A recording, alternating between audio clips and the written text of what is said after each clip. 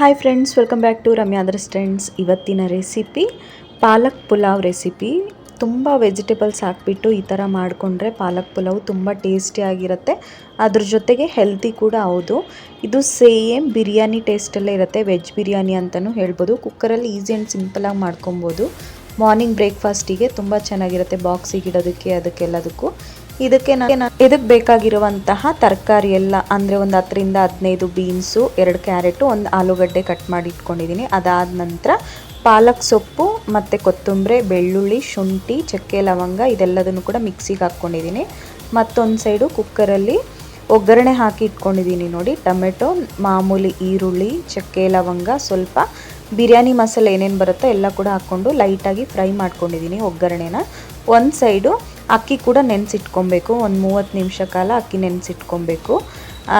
2 ಕಪ್ಪು ನಾನು normal rice, 1 ಕಪ್ಪು basmati rice ತಗೊಂಡಿದ್ದೀನಿ.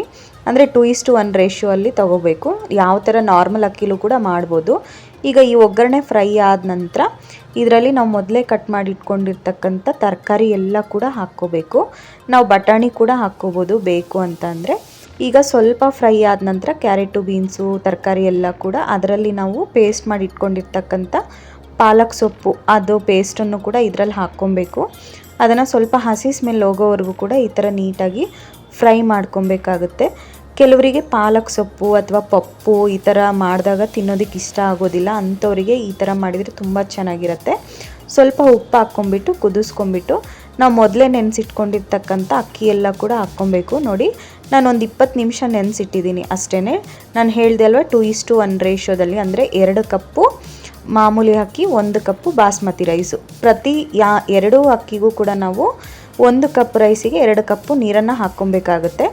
ಈಗ ಅಂದರೆ ನಾನು 3 ಕಪ್ ರೈಸಿಗೆ 6 ಕಪ್ಪಷ್ಟು ನೀರು. ನೀವು ಯಾವ ಚಿಕ್ಕ ಗ್ಲಾಸ್ ಆದರೂ ತಗೊಳ್ಳಿ ಅಥವಾ ಕಪ್ಪಾದರೂ ತಗೊಳ್ಳಿ, ಯಾವುದಾದ್ರೂ ತಗೊಳ್ಳಿ ಅಳತೆಗೆ. ಅದರಲ್ಲಿ 1ಕ್ಕೆ 2 ಕಪ್ಪಷ್ಟು ನೀರು ಹಾಕ್ಕೊಬೇಕಾಗುತ್ತೆ. ಈಗ ನಾನು 6 ಕಪ್ಪಷ್ಟು ನೀರನ್ನು ಹಾಕ್ತಾಯಿದ್ದೀನಿ ನೋಡಿ ಇದರಲ್ಲಿ.